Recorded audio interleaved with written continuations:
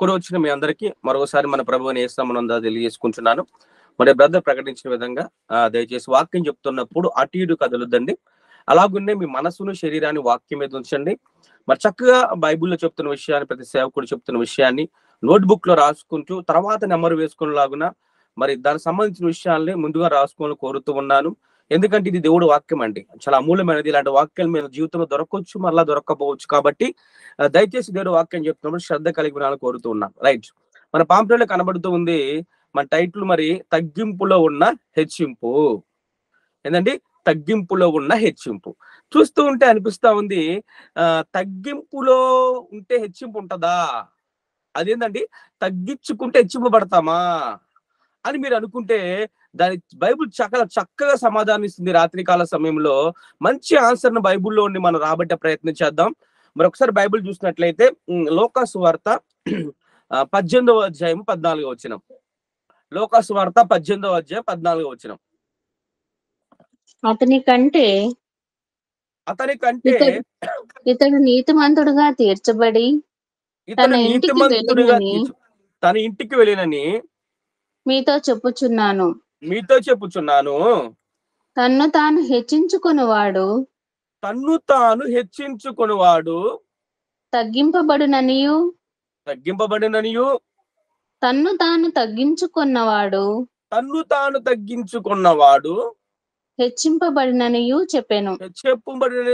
చాలండి. దేవుడు మాట్లాడుతూ ఉన్నాడు. తన్ను తాను హెచ్చించుకున్నవాడు తగ్గింపబడతాడు, తన్ను తాను తగ్గించుకున్నవాడు హెచ్చింపబడతాడు.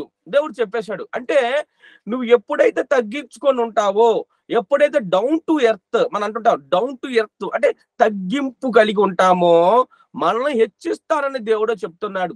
ఎవరైతే హెచ్చించుకుంటారో వాళ్ళు ఆటోమేటిక్ గా తగ్గింపబడతారు అని దేవుడు చెప్తున్నాడండి. అయితే ఈ మాటలు ఇప్పుడు నేను చెప్పింది కాదు, ఆదిలో నేను అన్నాను టైటిల్లో, తగ్గింపులో ఉన్న హెచ్చింపు అని చెప్పాను. అంటే నేను చెప్పింది కాదు, ఆ మాట బైబిల్లో చెప్పింది. ఇప్పుడు చదవబడిన వాక్యం ప్రకారం తగ్గించుకుంటే హెచ్చింపబడతావు, తగ్గింపులో ఉన్న హెచ్చింపు. అయితే ఇదే అధ్యాయంలో ఇద్దరు మనుషులు మనం చూస్తూ ఉన్నాం. జాగ్రత్తగా ఉండే పిల్లరా. మరి ఒకడు పరిసయ్యుడు, ఒకడు సుంకరి. లోకాసు వార్త 18వ అధ్యాయం 10వ వచనం నుండి మనం చూసుకున్నట్టయితే, లోకాసు వార్త 18వ అధ్యాయం 10వ వచనం నుండి ప్రార్థన చేయుటకై, జాగ్రత్తగా ఉండండి, ప్రార్థన చేయడానికి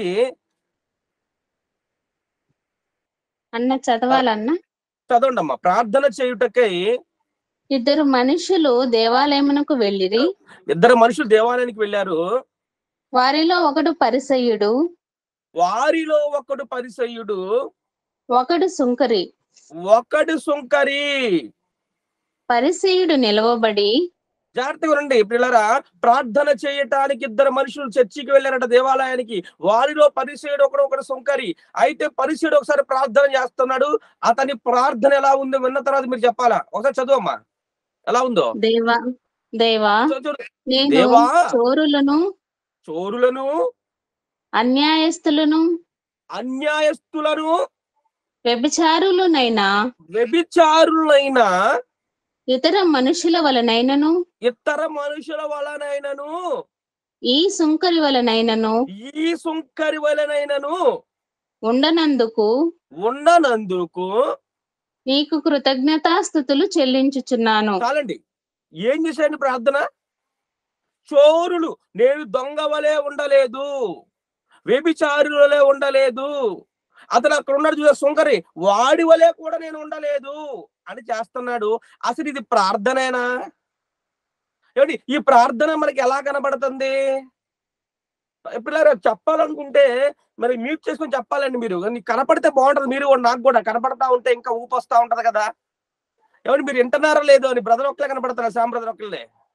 వీలైతే ఆన్ చేయండి, లేదంటే కనీసం రిప్లై ఇవ్వండి. వినపడండి లేదా కనపడండి, ఏదో ఒకటి చేయండి. ఏమండి, వినపడండి. ఏమండి, ఈ ప్రార్థన ఎలా ఉంది?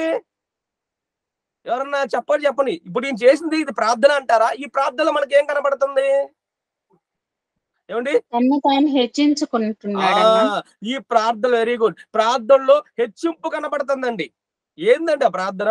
ప్రభువా, నేను చోరు దొంగన కాదు. దేవుడికి తెలీదా? నేను వ్యభిచారిని కాదు, అబ్బా దేవుడు తెలీదా, అదిగో వాడి వెళ్ళే కాదు, ఇదేనా సొంత డబ్బాలు కొడతాను తెలుసారా, సొంత డబ్బాలు కొట్టుకుంటారబ్బా.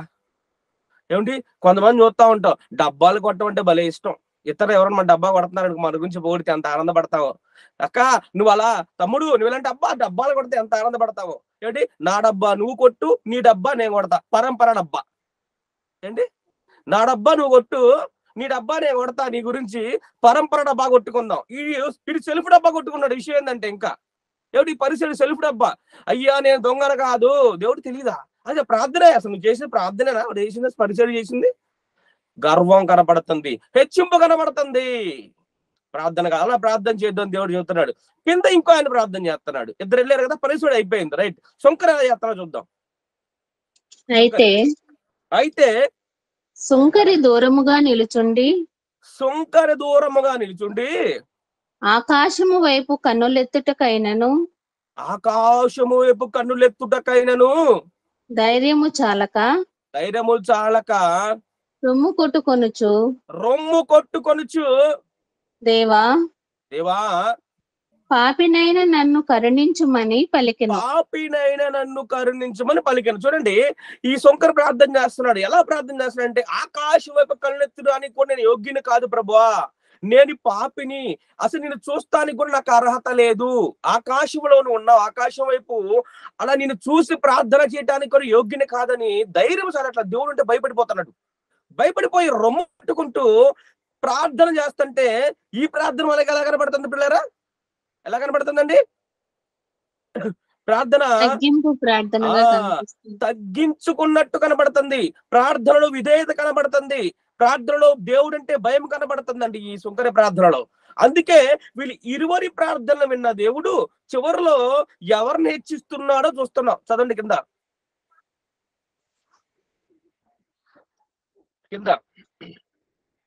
అతని కంటే ఇతడు నీతిమంతుడుగా తీర్చబడి తన ఇంటికి వెళ్ళినని మీతో చెప్పుచున్నాను. తన్ను తాను హెచ్చించుకున్నవాడు తగ్గింపబడినయు, తన్ను తాను తగ్గించుకోవడం హెచ్చింపబడి చెప్పినండి. చాలండి. నీతిమంతుడు తీర్చబడింది ఎవరు? శుంకరి. ఇది అండర్లైన్ చేసుకోండి. నీతిమంతుడుగా తీర్చబడింది శుంకరి. అంటే పరిశుద్ధుడు తీర్చబడలేదు, దొంగన కాదు, లేకపోతే వ్యభిచారిని కాదు, శంకరణ కాదని మందిరంలోకి వచ్చి ప్రార్థన చేసినంత మాత్రం నీతిమంతుడు అవ్వలేదు. కానీ తగ్గించుకొని పాపనే నాకు క్షమించు ప్రభు అని మోకాళ్ళు వేసి ఆ దేవుడు అంటే ఆకాశం చూస్తానికి కూడా ధైర్యం చాలా వ్యక్తి శంకరి. అతని ప్రార్థనలో దేవుడు తగ్గింపును చూశాడు, అతని ప్రార్థనలో విధేయతను చూశాడు, అతని ప్రార్థనలో దేవుడు అంటే భయం చూశాడు. ఏంటి ఒక్క ప్రార్థనలో ఇన్ని గుణ లక్షణాలు ఉన్నాయా శంకరులో? అవును, ఇన్ని మంచి లక్షణాలు చూశాడు కాబట్టి దేవుడు శంకరిని ఆశీర్వదించాడు, నీతిమంతుడు అయ్యాడు. నీతిమంతుల మీదకి ఏమొచ్చును? ఆశీర్వాదం వచ్చును. హెచ్చించండి శంకరుని. నీతిమంతుడు హెచ్చింపబట్టమే కదా.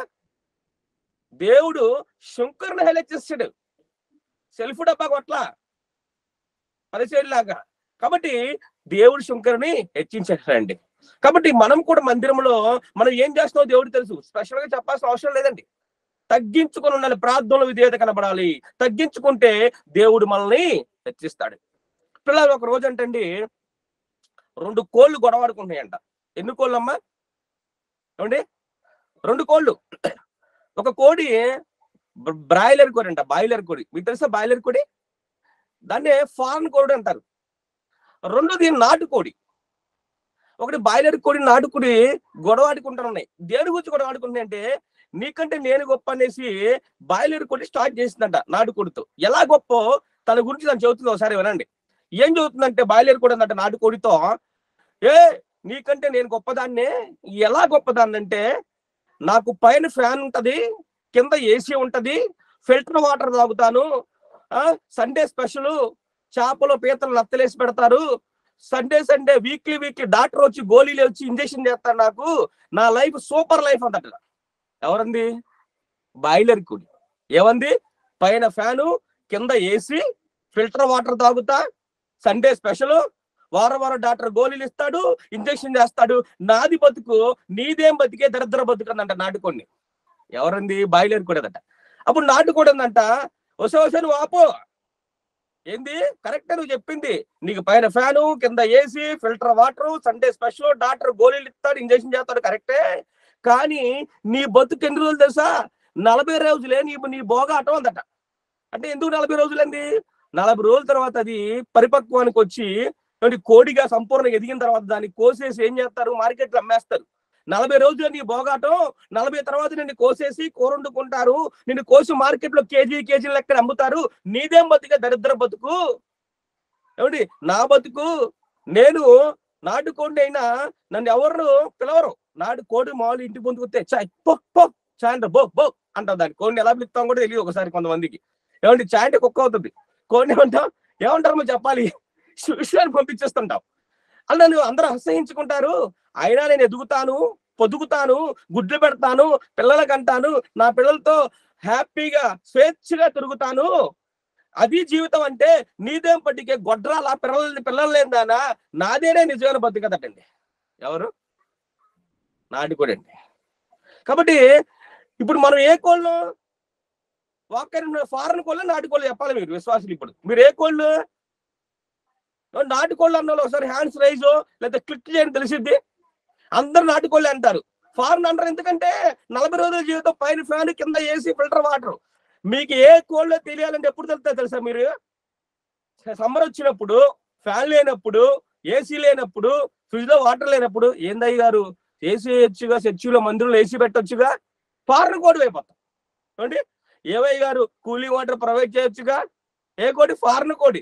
అంత దూరం నడుచుకుంటే మొత్తం వెహికల్ పెట్టొచ్చుగా సువార్తలు కావాలంటే. మనం చేసేయండి ఫారెన్ కోడి పనులే. కానీ పేరుకి ఏం చెప్తున్నాం? నాటుకోళ్ళు. నాటుకోడి నలగొరబట్టబడాలా, నాటుకోళ్ళు ప్రతి విషయంలో ముందుకెళ్ళిపోవాలా, శ్రమలు ఎదుర్కోవాలి, అది కోరుకుంటుంది. కాబట్టి నాటుకోడి ఏం చేసింది? ఫారెన్ కోడి ఏం చేసింది? బాయిలర్ కోడి హెచ్చించుకుంటాడు తాను. హెచ్చింపు అన్నాళ్ళు 40 days, 40 రోజులే. కానీ నాటుకోడి ఎక్కువ కాలం ఉంటది, అనేక మందికి జీవితాన్ని ఇస్తుంది, అనేక పిల్లలకు అంటది. ఈరోజు మనం కూడా దేవుళ్ళో తగ్గించుకొని ఏం చేయాలి? హెచ్చింపబడాలి. ఇక ఒక వ్యక్తిని చూస్తున్నాం, అంటే సుంకరం చూస్తాం, తగ్గింపు విధానం. ఒక అద్భుతమైన స్త్రీని చూస్తున్నాం బైబిల్లో. ఎంత తగ్గించుకుందంటే ఆమె తగ్గించుకున్న విధానం మనం కూడా తగ్గించుకోవద్దని చదివితే. ఒక కనాని స్త్రీని చూస్తున్నాం, జాగ్రత్తగా ఉంది పిల్లరా. మత్తయి సువార్త 15వ అధ్యాయము 21వ వచనం. మత్తయి సువార్త 15వ అధ్యాయం 21వ వచనం నుండి. యేసు అక్కడ నుండి బయలుదేరి తూరు సీదోనుల ప్రాంతములకు వెళ్ళగా ఇదిగో ఆ ప్రాంతంలో నుండి కనాను స్త్రీ ఒకటి వచ్చి ప్రభువా, దావీదు కుమారుడా, నన్ను కరుణింపుము, నా కుమార్తె దయ్యము పట్టి బహుబాధపడుచున్నదని కేకలు వేసెను. అందుకైన ఆమెతో ఒక్క మాట అయినను చెప్పలేదు. అప్పుడు ఆయన శిష్యులు వచ్చి ఈమె మన వెంబడి వచ్చి కేకలు వేయించినది గనుక, ఈమెను పంపివేయమని ఆయనను వేడుకొనగా, ఆయన ఇశ్రాయేలు ఇంటి వారై నశించిన గొర్రెల యొద్దకే గాని మరి ఎవరి యొద్దకును నేను పంపబడలేదనెను. ఆయనను ఆమె వచ్చి ఆయనను మొక్కి, ప్రభువా నాకు సహాయం చేయమని అడిగాను. అందుకైన పిల్లల రొట్టె తీసుకొని కుక్క పిల్లలకు వేయుట యుక్తము కాదని చెప్పగా ఆమె నిజమే ప్రభువా, కుక్క పిల్లలు కూడా తమ యజమానుల బల్ల మీద నుండి పడు ముక్కలు తినును గదా అని చెప్పాను. అందుకు యేసు అంటున్నాడు, అమ్మా నీ విశ్వాసము గొప్పది, నీవు కోరినట్టే నీకు అవునుగాక అని ఆమెతో చెప్పాను. ఆ గడియలోనే ఆమె కుమార్తె స్వస్థత నొందెను. చూడండి, ఒక స్త్రీ వచ్చింది, యేసుప్రభు జాగ్రత్తగా ఉండే పిల్లారా. ఒక స్త్రీ వచ్చింది, తన కొనాల స్త్రీ వచ్చింది. మరి నా కుమారుడు దెయ్యం పట్టింది, స్వస్థపరచు ప్రభు అని యేసుప్రభు దగ్గరికి వచ్చి అడిగిందండి. యేసుప్రభు అసలు ఏం మాట్లాడలేదంట. మొట్టదిగా చూసాం, అని ఏం పట్టించుకోలేదు. ప్రభు నా కుమారుని ముట్టి స్వస్థపరచు, కుమార్తెను ముట్టి స్వస్థపరచు అంటే ఏం మాట్లాడలేదు యేసుప్రభు వారు. ఆయన శిష్యులు వచ్చి, ప్రభు ఈమె ఎవరో మన పద్దాకలు వెంబడిస్తుంది, పంపించేసేమని అడిగారు యేసుప్రభు వారిని. అయినా కూడా వెళ్ళలేదండి. మళ్ళా వచ్చి ప్రభు మళ్ళా ముట్టి స్వస్థపరచుకుంటే ఆయన అన్నాడు, మరి పిల్లలు తింటున్న రొట్టె ముక్కని తీసుకొని కుక్కలు పెట్టరు కదా. ఆ మాట మరి ఆ మాట వింటుంటేనే మరి ఎలా ఉందో ఒకసారి అర్థం చేసుకోండి. యేసుప్రభు ఆమె వచ్చి సహాయం చేయమని వచ్చింది ఆయన దగ్గరికి. ఆయన అన్నాడు, నేను అసలు వచ్చిన ఇశ్రాయేలులో ఇశ్రాయేలు ప్రజలు రక్షించడానికే తప్ప మరి ఎవరి కోసం కాదన్నట్టుగా మాట్లాడాడు. అంటే ఇశ్రాయేలు రక్షించిన గొర్రెలు ఎద్దుకని వచ్చానన్నాడు, నీ కోసం కాదన్నట్టుగా అన్నాడు ఒక మాట. రెండోసారి మరి పిల్లల తింటే రొట్టె తీసుకుని కుక్క పిల్లలకి వేయరు కదా అంటే ఎలా, ఒక విధంగా ఆవిడ ఒక కుక్కతో పోల్చినట్టుగా మనం చూస్తున్నాం. ఒక విధంగా అన్నా కూడా వెళ్ళలేదండి. ఆయన మళ్ళా గోజాడింది. అవంది, అయ్యా ప్రభువా సరే అలాగే అనుకో, కుక్కనే అనుకో, అయినా కూడా యజమానులు తింటున్నప్పుడు ఆ బళ్ళ మీద పడే రొట్టె ముక్కలు కింద పడిన ముక్కలు కుక్కలు తింటాయి కదా, అలాగే అనుకొని కొంచెం స్వస్థపరిచయ్యా నా బిడ్డనని వేడుకుంది. చూడండి, యేసు ప్రభు వారి మనసు గెలిచేసిందండి. యేసు కూడా కావాలన్నా ఆమెని. యేసు ప్రభు ఒక మాట అన్నాడంటే చాలా అర్థం ఉంటదండి. నోరు జారిని మళ్ళాగా మాట్లాడ్డా ఆయన మాటలో చాలా అర్థం ఉంటది.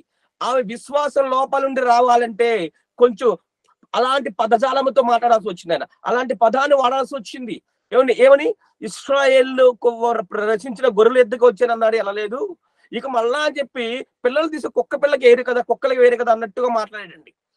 అయినప్పటికీ ఆ విశ్వాసం ఇంకా పరీక్షిస్తున్నాడు ఆయన యేసుప్రభు వారు. చివరికి కూడా వెళ్ళపోయేసరికి ఇంకా దీనస్థితిని చూసి తగ్గింపుని చూసి ముగ్ధుడైపోయాడండి యేసుప్రభు వారు.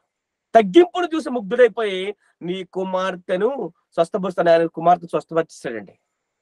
అంటే దేవుడు ఒక మాట అన్నా కూడా వెళ్ళకుండా ఆయననే పట్టుకుంది. జాగ్రత్త రాసుకోండి లక్షణాలు తగ్గింపుల లక్షణాలు. దేవుడు ఒక మాట అన్నాడని దేవుడి మీద అలిగి కానీ దేవుణ్ణి దూషించి కానీ వెళ్ళలేదు. రెండోది, ఆమె ప్రతిసారి అన్నిసార్లు యేసుప్రభు వారు పట్టించుకోకపోయినా ఎందుకు వెళ్ళలేదంటే దేవుడి మీద పూర్తి విశ్వాసం, ఇతనే సరైన వాడు, ఇతనే నా కుమార్తె స్వస్థపరచగలడు అని యేసును ప్రగాఢంగా నమ్మింది.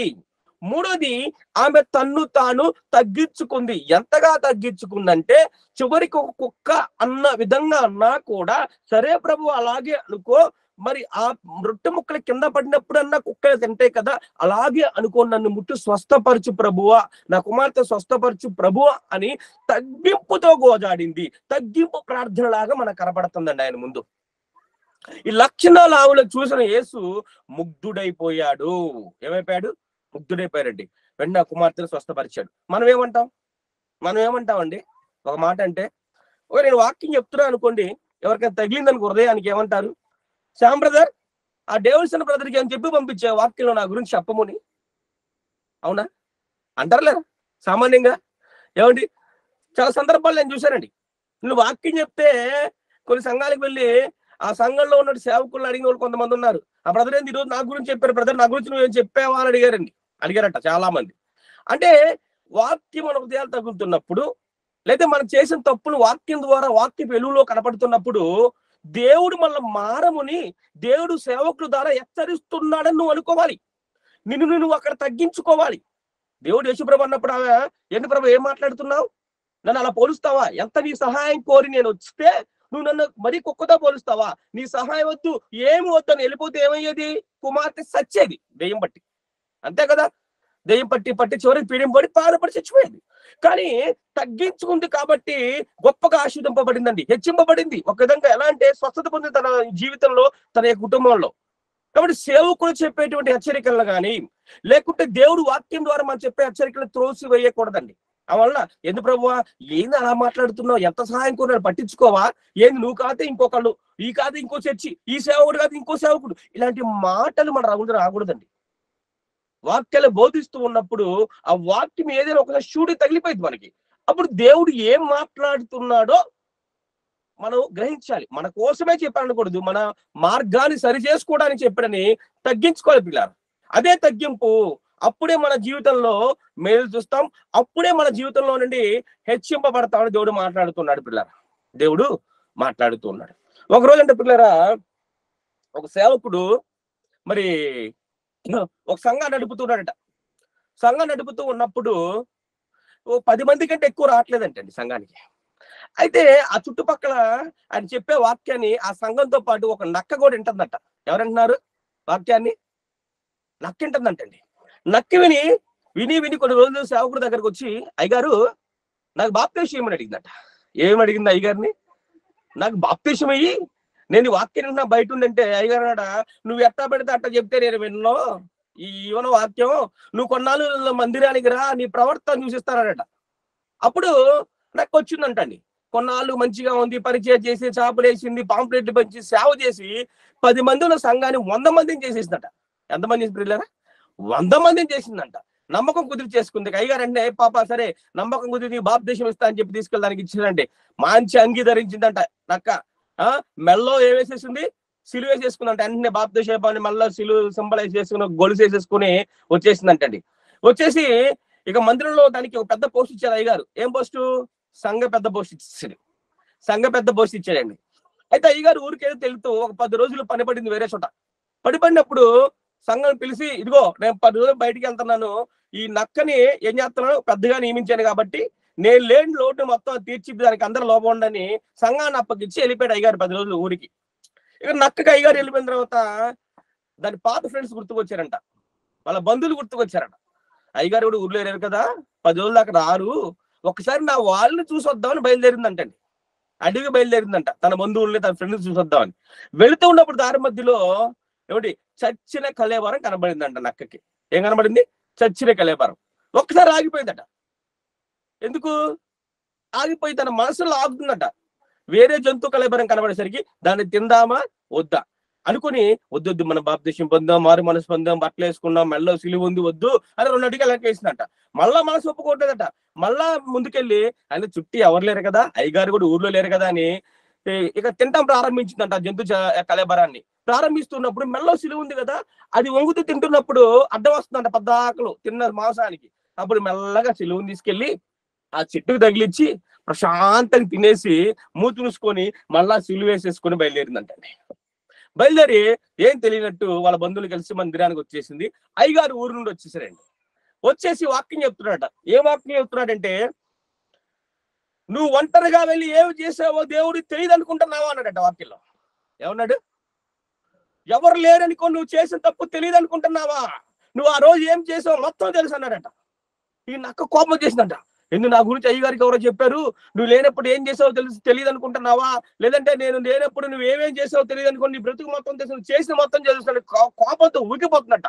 ఎట్టయినా చొక్కబట్టి అడిగేది ఎవరు చెప్పారో, సంఘ పెద్ద పోస్ట్ ఉంటే ఉంది, ఊడితే ఉంది అని చెప్పేసి వాక్యం తర్వాత అయ్యగారిని పట్టుకొని, అయ్యారు నీకు ఎవరు చెప్పారు? నేను మా వాళ్ళ దగ్గరికి వెళ్ళానని, దారి మధ్యలో కలేబరం కలిపి తిన్నానని, సిలువ అడ్డం వస్తే మేడం చెట్టు తగిలించి మళ్ళా తిన్న తర్వాత వేసుకుని మళ్ళా వచ్చి కూర్చుని నీకు ఎవరు చెప్పారు ఇవన్నీ అడిగితే, అయ్యగారు అన్నారట, నాకెవ్వరు చెప్పలేదు, అన్ని నువ్వే చెప్పావు అన్నాడు. నాకెవరు చెప్పలా, అన్ని నువ్వే చెప్పావు, వాక్యం అలా చెప్తుంది, బోధించాను, నీకు తగిలేసరికి నువ్వు ఓపెన్ అయిపోయావు అని చెప్పి దాని గురించిన విషయాలన్నీ తెలుసుకొని సంఘాన్ని నుండి తరివేశారంటారు. దాన్ని తరివేశారు పిల్లలు. ఈ రోజు మన బ్రతుకుల్లో కూడా అలా ఉండేయండి. ఎవరు కావాలని చెప్పరు పిల్లరా. హృదయానికి తగిలితే మార్చుకోమని దేవుడు చెబుతున్నాడు. గద్దింపుకు లోబడిన వాడు శిక్ష అనుభవిస్తారండి. తండ్రి శిక్షింపని కుమారుడు ఎవడు? గద్దింపును లోబడిన ఆశీర్వాదం పొందుతాడు. నిజంగా పిల్లరా, గద్దించే సేవకుల దగ్గర ఉంటే మనకి ఆశీర్వాదం అండి. గద్దించే వాళ్ళ దగ్గర ఉంటే, హెచ్చరించే వాళ్ళ దగ్గర ఉంటే మన జీవితానికి మేలు చేకూరుస్తుంది. చూడండి, చాలా మంది చూస్తూ ఉంటాం, ఎప్పుడు మన పొగుడుతూనే ఉండవాలని, ఎప్పుడు మనం ప్రైజ్ చేస్తా ఉండవాలని, ఎప్పుడు మన గురించి ఉన్నాయి లేని పక్కన తిరుగుతున్న వాళ్ళని ఎప్పుడు నమ్మకూడదండి. ఎందుకు తెలుసా? వాళ్ళు మన లోటుపాటును ఎత్తి చూపెట్టి ఎప్పుడు పొగుడుతుంటారు. మన దగ్గర అవసరాల కోసం పొగుడుతుంటారు, మన అవసరాన్ని బట్టి పొగుడుతుంటారు. కానీ మళ్ళీ లోపాలను ఎత్తి చూపించేవాడు, నువ్వు మారాలరా, ఇది నువ్వు మార్చుకోవాలరా, నువ్వు ఫ్రెండ్ అయినా, ఒక సేవకుడైనా, ఒక వెల్లవిషయాన్ని ఎవరు చెప్తే పిల్లరా తీసుకోవాలండి. ఎందుకు తీసుకోవాలంటే వాడు మన అభివృద్ధిని కోరుకుంటున్నాడు. అదే ఇక్కడ జరిగింది కనాను స్త్రీ విషయంలో. దేవుడు నమ్మింది, తగ్గించుకుంది. నన్ను నువ్వు అంటావా అని ఎదురు తిరగలేదు దేవుడికి. ఎప్పుడే తగ్గించుకుందో తన జీవితంలో సమాధానం పొందింది, తన కుమార్తె స్వస్థతను పొందింది పిల్లరా. ఈ రోజు కూడా మన జీవితంలో ఎలా ఉన్నా ఆయన వాక్యానికి మనం ఏమవ్వాలి? లోబడిపోవాలండి, లోబడిపోవాలి. ఒకసారి ఇంకొక వ్యక్తి బైబిల్లో ఉన్నాడు, ఒకసారి చూద్దాం. మనందరూ తెలుసు హెబ్రీ రాసిన పత్రిక, మోసెస్ హెబ్రీ రాసిన పత్రిక 11వ అధ్యాయము 24వ వచనం. హెబ్రీ 11:24 అండి. మోషే పెద్దవాడైనప్పుడు విశ్వాసమును బట్టి ఐగుప్తు ధనము కంటే క్రీస్తు విషయమైన నింద గొప్ప భాగ్యమని ఎంచుకొని అల్పకాలము పాపభోగము అనుభవించుట కంటే దేవుని ప్రజలతో శ్రమ అనుభవించుట మేలని యోచించి ఫరో కుమార్తె యొక్క కుమారుడని అనిపించుకొనుటకు ఒప్పుకొనలేదు. ఏలయనగా అతడు ప్రతిఫలముగా కలుగబోవు బహుమానమునందు దృష్టి ఉంచెను. చాలు పిల్లలు. చూడు, మోషే గురించి మనందరికీ తెలుసు పిల్లరా, మనందరికీ తెలుసు. పెద్దోడైనప్పుడు విశ్వాసాన్ని బట్టి ఐగుప్తు ధనము కంటే మోషే జీవితం అందరూ తెలుసుగా. ఎక్కడ పెరిగాడు మోషే? రాజనగర్లో రాజకుమారుడిగా బ్రతికాడు. పెద్దోడైనప్పుడు మరి ఐగుప్తు ధనము కంటే, ఆ ధనధాన్యాల కంటే ఫరో కుమార్తె కుమారుని అంటే రాణి కుమారుడిగా అనిపించుకోవడం. రాణి కుమారుడు యువరాజు అయిపోతాడు. సకల భోగాలు ఉంటాయి. ఒక రమ్ముంటే వస్తాడు, పమ్ముంటే పోతాడు. సైన్యాధికారులు, రాజ్యాధికారం, అతడు ఏది కోరుకుంటే అంత అధికారాన్ని కూడా వద్దనుకున్నాడు. రాజు అనిపించుకోవాలని కూడా. క్రీస్తు విషయమై దాన్ని దేవుడు ప్రజల విషయమై నింద గొప్ప భాగ్యము అని ఎంచుకొని అల్పకాల పాపభోగ అనుభవించడం కంటే క్రీస్తు ప్రజల నింద గొప్ప భాగ్యం ఎంచుకోనండి అన్ని వదిలేశాడండి.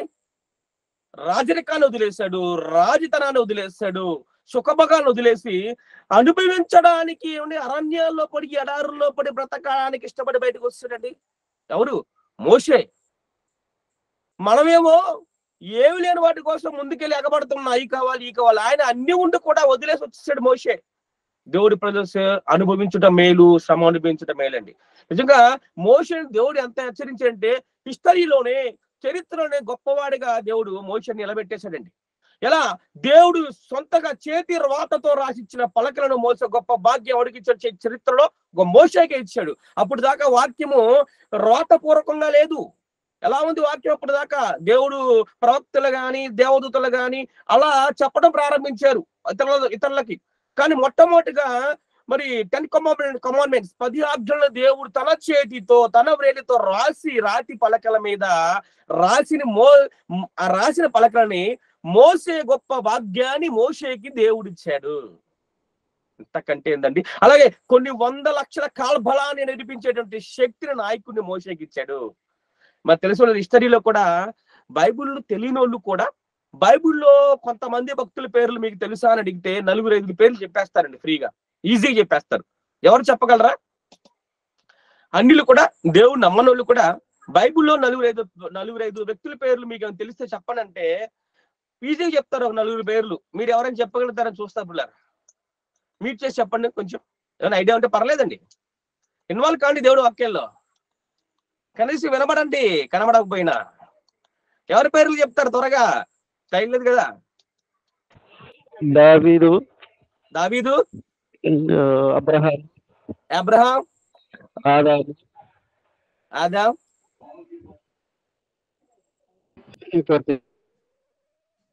బ్రదర్. ఓకే, రైట్ అండి, వెరీ గుడ్. బ్రదర్ మాట్లాడారు. ఇంకెవరు చెప్తారా? బ్రదర్ ఆదాము, మరి అబ్రహాము, దావీదు అని చెప్పారు. Okay, right. అయితే వెరీ గుడ్. అలా చెప్పండి అమ్మా. యాకోబు కూడా బ్రదర్. ఓకే, యేసు ప్రభు అని కూడా ఎక్కువగా చెప్తారన్న. అమ్మా యేసు ప్రభు అని కూడా చెప్తారన్నయ్య. Very good. యేసు ప్రభు గురించి చెప్తారు. Very good. ఆబ్వియస్లీ చెప్తారు, దాని డౌటే లేదు. Very good. ఓకే పిల్ల, కరెక్ట్. అందరు చెప్పింది కరెక్ట్ అండి. 4 పేర్లు ముఖ్యంగా మనం ప్రస్తావించి అడిగితే అబ్రహాం పేరు అందరూ తెలిసిపోయింది. తర్వాత మోషే చెప్పేస్తారు. మోషే తెలిసి ఆ మోసెస్ గురించి చెప్పేస్తారు. ఆ తర్వాత దావీద్. Very good. డేవిడ్ తెలిసిన వాళ్ళు ఉండరు. అబ్రహాం అని వేస్తారు, మోషే అని వేస్తారు, దావీద్ అంటారు. ఆ తర్వాత కొత్త మందులో పౌలు గారి గురించి చెప్పేస్తారు. పౌలు అని వేస్తారు. పత్రికలు రాస్తారు, పౌలు అంటే ఫేమస్. తర్వాత యేసు ప్రభు గురించి కూడా చెప్పేస్తారండి ఈ రోజు. అంటే 5 పేర్లు మాక్సిమం అందరూ తెలుసు, తెలుగులో ఉంటారు. యేసు ప్రభు అంటే అసలు ప్రపంచంలో అందరూ తెలుసు. ది గ్లోబల్ స్టార్, ఆయన యూనివర్సల్ స్టార్. ఆయన తెలియని వాళ్ళు ఎవరు లేరు. జీసస్ అంటే అన్ని ప్రపంచాలు తెలుసు. యేసు ప్రభు కాకుండా మనుషులు చూసుకుంటే మరి ఎక్కువ మంది విశ్వాసులు ఇలా పేర్లు పెట్టుకోవటం వల్ల వాళ్ళు తెలుసు. అబ్రహాం పేరు చాలా మందికి ఉంటుంది. ఒక 100 మంది సంఘం వస్తే ముగ్గురు పేరు అబ్రహాం ఉంటుంది. అలా మోసెస్ ఉంటుంది కొంతమంది పేరు. అంటే అలాగే చూస్తే పౌలు గారి పేరు ఉంటది, పాల్ అని పెట్టేసుకుంటుంటారు. అలాగే డేవిడ్, నా పేరు డేవిడ్ సన్ను అలా అనుకుంటే. అలా కలిసిపోవటం వల్ల కానివ్వండి, ఎక్కువ మంది నోట్లు నాటం వల్ల కానివ్వండి, చాలా ఫేమస్ అయిపోయింది ఈ రోజు చరిత్ర ఆధారంగా కూడా. అంటే మోషేని కూడా దేవుడు చరిత్రలో నిలబెట్టాయంటే బైబుల్లో చరిత్రలో నిజంగా పాత నిబంధన కాలంలో మోషే అంటే ప్రవక్త మాక్సిమం మనకు కనబడ్డు. ఆ రకంగా అంటే ఆయన చేసిన అద్భుతాలు కానివ్వండి, మరి ఫరో దగ్గర ఆయన దేవుడి కృపను బట్టి ఆయన చేసిన మరి ఆశ్చర్య కార్యాలు దేవుడి ద్వారా, దేవుడు ఆయన ఇచ్చిన కృప ద్వారా మరి అంత మందిని ఫరో మెడలు వంచి ఇశ్రాయేల్ ప్రజలు ఐగుప్తులో బయటకు తెప్పించారంటే నిజంగా ఎంత తగ్గింపు ఉంది, ఎంత ఓర్పు ఉంది, ఎంత సహనం ఉంది మోషే గారికి. బయటకు వచ్చిన తర్వాత ఇశ్రాయేల్ ప్రజలు మామూలు వాళ్ళండి. ఆయన హింసించారు, ఆయన ఇబ్బంది పెట్టారు, ఆయన తట్టుకున్నాడు. అంత సహనాన్ని తగ్గింపు ఉంది కాబట్టే దేవుడు గొప్ప నాయకుడిగా హెచ్చించాడు. మరి పరదేశికి పరలోకాన్ని వారసుగా చేశాడు మోషే గారిని. నిజంగా మోషే గారిని తగ్గించుకున్నాడు కాబట్టి నాయకత్వ లక్షణాలు వచ్చినాయి. వినయం కలిగాడు కాబట్టి దేవుడికి నచ్చాడు. నా ఇల్లంతటిలో మోసేవాడు నమ్మకస్తుడు, నేను నమ్మదగిన వాడు మోషే. మన దేవుడు అంటాడా? దొంగలు మీరు, ఎవరు దొంగలు?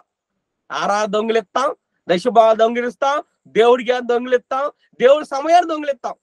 అవునా? దొంగలే కదండి మనం. కానీ దేవుడు మన అనాలి, నమ్మకస్తుడు నా బిడ్డ నా జీవితంలో ఇక్కడ ప్రతి ఒక్కళ్ళ పేరులతో పెట్టి పిలవాలి. దేవుడు నమ్మకస్తుడు మోషేలాగా, ఇతర కూడా ఈడి కూడా నమ్మకస్తుడు, ఈమె కూడా నమ్మకస్తురాలు. ఎప్పుడు వచ్చి తెలుసా?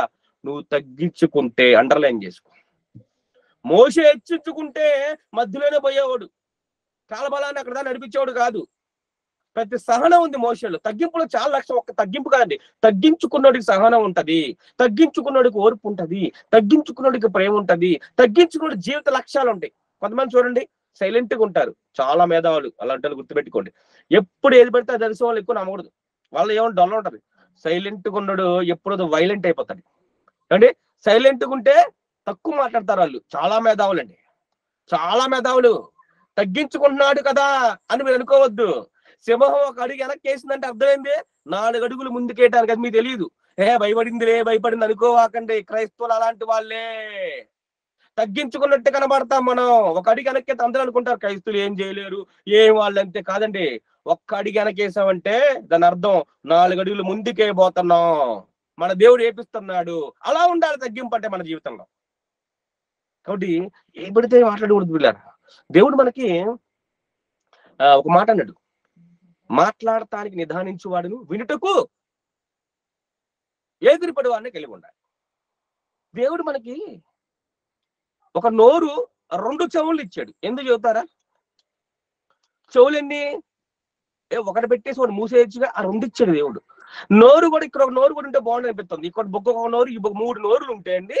ఒక నోరు తింటా, ఒక నోరు మాట్లాడతా, ఒక నోరు లెగ్గి పీసు లాక్కుంటా. అబ్బాయి అబ్బాయి ఉంటది కదా. కానీ ఒకటే ఇచ్చాడు మరి దేవుడు. మరి మనం ఏం చేస్తామండి? ఎందుకు ఇచ్చాడంట ఒక నోరు, 2 చెవులు? ఎవరైనా చెబుతారా? మళ్ళా ఆన్ చేయండి కనీసం. వినపడండి పిల్లారా. ఏమండి 2 చెవులు ఎందుకు ఇచ్చాడు? ఒక నోరే ఎందుకు ఇచ్చాడు? పర్లేదు. ఎవరో ఆన్ చేసి ఆపేశారు.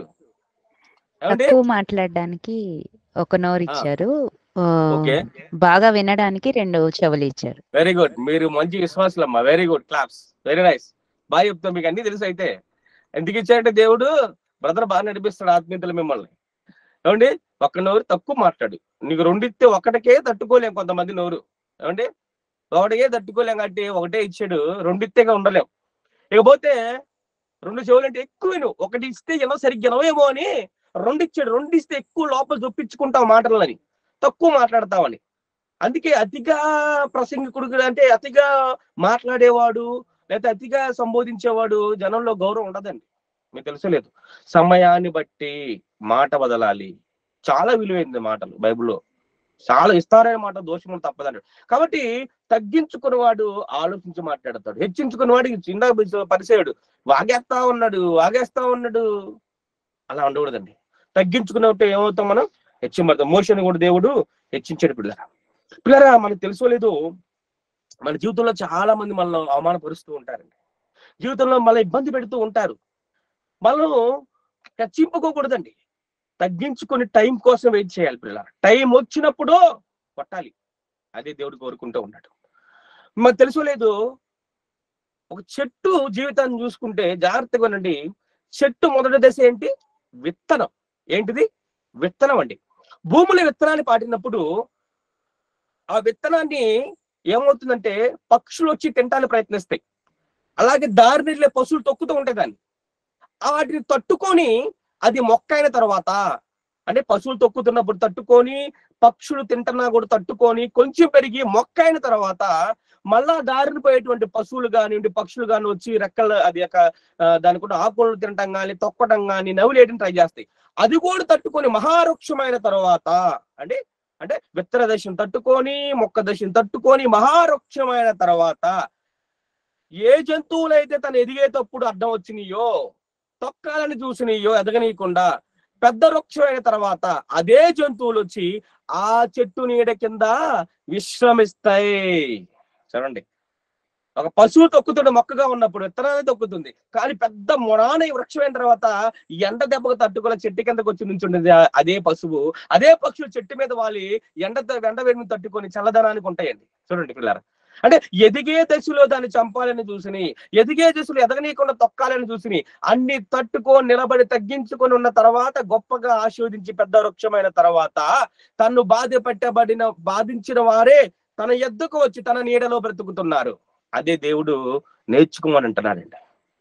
అదే దేవుడు నేర్చుకోమని. ఈరోజు మనల్ని చాలా మంది ఇబ్బంది పెట్టవచ్చు పిల్లలు. మన జీవితంలో చాలా మంది మనల్ని ఇరుకున పెట్టేయచ్చు, మనల్ని అవమానించవచ్చు. కానీ దేవుడు ఒక్కటే కోరుకుంటూ ఉన్నాడు, ఏం చేయాలి? మనం ఓర్పుతో కనిపెట్టాలి. దేవుడు వాళ్ళ దగ్గరికి వెళ్ళి గొడవ ఇవ్వకూడదండి. నువ్వెంత నేనెంత అని అడగదు పిల్లరా. ఎందుకంటే దేవుడు సహనంతో ఉండమనండి. అయితే మరి ఈ రాత్రికాల సమయం పిల్లరా, నా జీవితంలో జరిగిన కొన్ని సంఘటనలు మీతో ప్రస్తావించుకోవాలనుకుంటున్నారండి. ఎందుకంటే తగ్గింపుల హెచ్చింపు నా జీవితం దేవుడు ఏ విధంగా ఆస్వాదించాడు కొన్ని విషయాలు మీరు చెప్పాలనుకున్నారు పిల్లరా. సామాన్యంగా నేను మరి క్రైస్తవ కుటుంబంలో పుట్టలేదండి. అంటే నేను కూడా మరి అన్ని కుటుంబంలో రక్షింపబడిన వాడిని. క్రైస్తవ కుటుంబంలో పుట్టకతోనే క్రైస్తవ కుటుంబంలో లేదు. మా నాన్న పాస్టర్ కాదు, మా తాత పాస్టర్ కాదు, ఏమండి ఎవరు లేరండి. నేను కూడా అన్ని కుటుంబంలో నుండి వచ్చిన వాడినే. అయితే మరి చిన్నప్పుడే నాకు తండ్రి లేరు పిల్లారా, తండ్రి లేడు. మరి లేనప్పుడు ఎలా ఉంటాయో మీ అందరికీ తెలుసు, కష్టాలు నష్టాలు అలా అన్ని ఎదుర్కొంటూ ఉన్నవాడినే. అయితే ప్రభులోకి మరి కొన్ని సిచ్యువేషన్స్ బట్టి ప్రభులోకి రాబడ్డాం తండ్రి. నేను చాలా చిన్న వయసులోనే ఆల్మోస్ట్ నాకు ఒక 7-8 years ఉన్నప్పుడే ప్రభులోకి వచ్చామండి. అమ్మగారు కూడా, మా అమ్మగారు మేము వచ్చాం, మా అమ్మగారు బాప్తిసం తీసుకున్నారు ఆ వయసులోనే. మరి నేను చిన్న వయసులో 7-8 సంవత్సరాల వయసులోనే ప్రభు సన్నిధికి నడిపబడ్డాను. మా అమ్మగారి ద్వారా మా అమ్మ నేను కలిసి దేవుడి సన్నిధికి వస్తాం ప్రారంభించాం పిల్లలు. అయితే ఆనాటి నుండి సండే స్కూల్లో కానివ్వండి, యూత్ మీటింగ్స్ లో కానీ దేవుడిలో ప్రతి దాంట్లో ముందుకెళ్ళండి. నేను కానీ సండే స్కూల్లో దేంట్లో అయినా పార్టిసిపేషన్ చేస్తే ఇంకొకటి 2వ ప్రైజ్కి ఎదుర్కొనేవాడు. ఎందుకు తెలుసా? ఫస్ట్ ప్రైజ్ రిజర్వ్ నాకు. పాటల పోటీ అయినా, కంఠస్థ వాక్యాలైనా, డిబేటింగ్ అయినా, వాక్యం చెప్పడంలో ఇంకేదైనా వాళ్ళు అడిగేవాళ్ళు, డేవిడ్ సన్ ఉన్నాడా అంటే ఉన్నాడా, సెకండ్ ప్రైజ్ ఎత్తుకోమన్నాడు. గొప్ప కాదండి. అంటే దేవుడు అంటే అంత ప్రేమ పిచ్చి నాకు. ఆయన విషయాలంటే అంత పిచ్చి ప్రాణం పెట్టేసేవాడిని ఫస్ట్ ప్రైజ్ కోసం దేవుడి విషయాలు. అలా ఎదుగుతున్న పిల్లరా. అయితే నా స్థితి ఎలా ఉండేదంటే పిల్లరా, అందరికీ తెలుసు మాకు 2 అక్కలు ఉండేది, 2 సిస్టర్లు అండి. వచ్చిన తర్వాత మరి చిన్నప్పుడు చదువు విషయంలో కానీ అన్నిట్లో చాలా విషయాలు ఎదుర్కొన్నాను పిల్లారా. సరైనటువంటి విధానం లేకుండా, సరిగ్గా పట్టించుకోవడం లేకుండా. ఏమండి, నాకు 4 మేనమామలు ఉన్నారండి. ఎంతమంది? 4 members. వాళ్ళందరూ మంచి పొజిషన్లో ఉన్నారు, కానీ ఎవడు పట్టించుకున్నాడు కాదు. అసలు మేము ఉన్నామా లేదా అని కూడా పట్టించుకోవాలి కాదు. మేము తింటున్నామా లేదా అని పట్టించుకోవాలి కాదు. అసలు మేము ఉన్నామా లేదని కూడా ఒక సరైన సమాచారం ఉండేది కాదు. అలాంటి విషయాల్లో ఎలా చూసేవాళ్ళంటే ఒక పురుగును చూసినట్లు, ఒక చీపుగా చూసినట్లు బిహేవ్ చేసేవాళ్ళు పిల్లల రోజుల్లో కూడా. అయితే మరి అలా కాలక్రమాన్ని గడుస్తున్న కొద్దీ మరి మా అక్కలకి పెళ్లి చేస్తామండి. 2 sisters కి పెళ్లి చేశారు. అమ్మగారు మెషిన్ కుడుతూ మరి ఉండేవాళ్ళు. పెళ్లి చేసిన తర్వాత నేను ఇంటర్మీడియట్ వచ్చేసరికి మరి ఆ తర్వాత నా చదువు అనేది భారం అయిపోయిందండి. ఎందుకంటే అక్కలు పెళ్లిళ్ళు అయిపోయినాయి, అప్పులు వచ్చేసి మీద పడి అమ్మగారు చదివించలేని స్థితిలో ఉన్నారు. అప్పుడు నా మీదకి వచ్చేసరికి ఇంటర్మీడియట్ వచ్చి చదివే స్థితిలో ఉన్నారండి. నాకేమో ఇంకా చదువుకుంటే మినిమం డిగ్రీ అయినా లేకపోతే ఏ జాబ్ రాదు, ఏదో ఒకటి చేయాలనే ఉద్దేశంతో నమ్మరు మీరు, నేను నైట్ పూట మరి పార్ట్ టైం జాబ్ చేస్తూ పగల కాలేజీకి వెళ్ళేవాడిని. ఆ పార్ట్ టైం జాబ్ కూడా తెలుసా, నైట్ 7కి వెళితే తెల్లారుజామున 4ంటికి వచ్చేవానండి. 7 to 4 తెల్లారుజామున వెళ్ళి మళ్ళా 2-3 గంటలు పనుకొని మళ్ళా కాలేజీకి 10 కల్లా వెళ్ళిపోయానండి. ఇలా నా దినచర్య జరుగుతూ ఉంది పిల్లారా. జరుగుతూ ఉన్నప్పుడు ఆ టైంలో మీరు నమ్ముతారు లేరండి, నా కాళ్ళకు చెప్పులు కూడా ఉండే కదండి. కాళ్ళకి చెప్పులు కూడా పిల్లారా. మిట్ట మధ్యాహ్నం కాలుతున్నప్పుడు చెప్పులు లేకుండా నడివీధులు నడుచుకుంటూ కాలేజీకి వెళ్ళేవానండి. కాలేజీలకు నడుచుకుంటూ వెళ్ళేవాడిని. మిట్ట మధ్యాహ్నం సైకిల్ లేదు, నడుచుకుంటూ, సైకిల్ కూడా ఉంటుంది కాదు, నడుచుకుంటూ కాలేజీకి వెళ్ళి వచ్చేసేవాడిని. మీకు తెలుసు పిల్లారా, నేను చెప్పుకోవడానికి సిగ్గుపడను. ఎందుకంటే నా దేవుడు ఆశను మీకు తెలియాలి. ఈ రోజు ఏమిటి ఒక్కోసారి సరైన బట్టలు చినిగిపోయి ఉండేవండి పిల్లలు. మీకు తెలుసు ప్యాంట్ వెనక చినిగి ఉండేదండి. దానికి అతుకులు వేసుకుని మరి స్కూల్ కానీ మరి చర్చెస్కి వెళ్ళినప్పుడు అందరు చూస్తారేమో అని చెప్పి మరి ప్యాంట్ వెనక వైపు అతుకులు ఉండే కదా, నేను గోడ కానుకొని కూర్చునేవాడిని, ఎవరికి కనపడకూడదు, మరి ఎగతాళి చేస్తారు అతుకులు వేసుకుని వచ్చాడు ప్యాంట్కి అని చెప్పేసి నేను చర్చికి వెళ్ళినప్పుడు గోడ చూసుకునేవాడిని. ఎందుకంటే గోడ కానుకొని కూర్చుంటే ఎవరు చూడరు. స్కూల్కి వెళ్ళినప్పుడు కూడా ఎవరు చూడకూడదని ఓ పక్కన కూర్చునేవాడిని అండి. అంటే అవమానిస్తారు, మరి నవ్వుతారు కదా అందరూ, అలాంటి స్థితిలో ఉండేవాడిని అండి పిల్లరా. ఇక అలా పార్ట్ టైం జాబ్ చేస్తూ ఉన్నప్పుడు మరి పగల కాలేజీకి వెళ్ళడం అలా చేస్తూ ఉన్నాను పిల్లరా.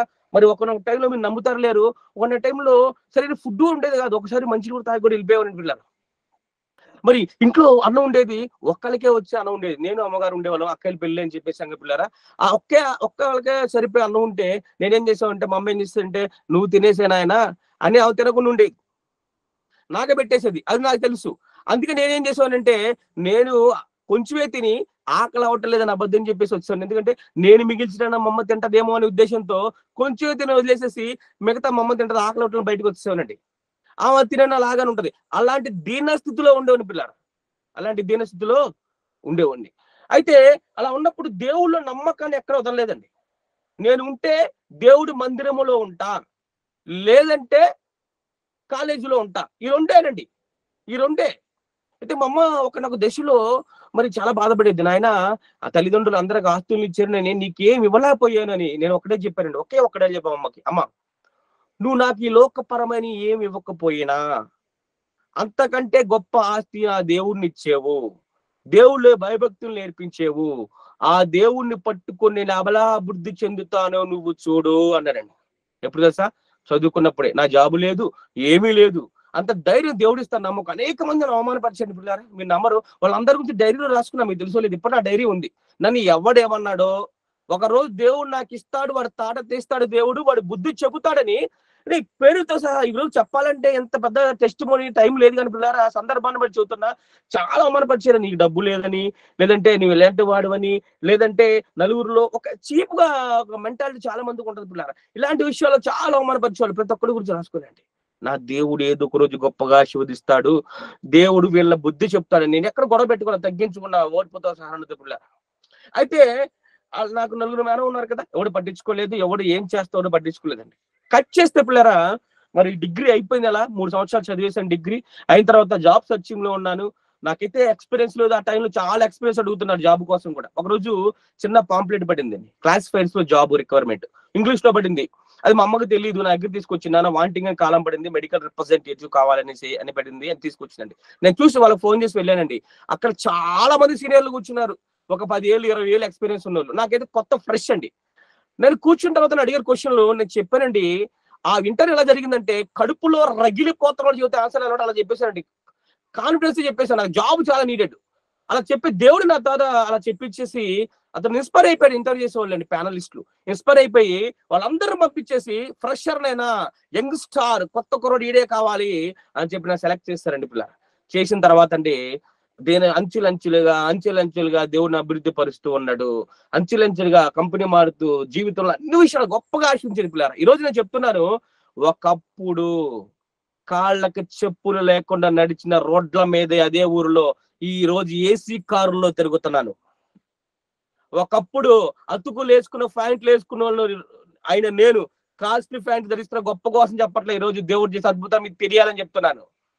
ఏమండి, ఒకప్పుడు నడవటానికి సైకిల్ లేదు, తిరగటానికి లేని వాళ్ళు ఈ రోజు ఫ్లైట్లు ఎక్కి తిరుగుతున్నాను. మీరు చూసేలేరు, మొన్న ఢిల్లీలో వచ్చే బ్రదర్స్ కి అందరికి వాట్సాప్ లో స్టేటస్ చూసే ఉంటారు చాలా మంది అండి. ఫ్లైట్ లో తిరుగుతున్నాడు, నేల మీద నడిపించిన చెప్పులు లేనివాడు దేవుడు ఫ్లైట్ లో తిప్పుతున్నాడు అండి.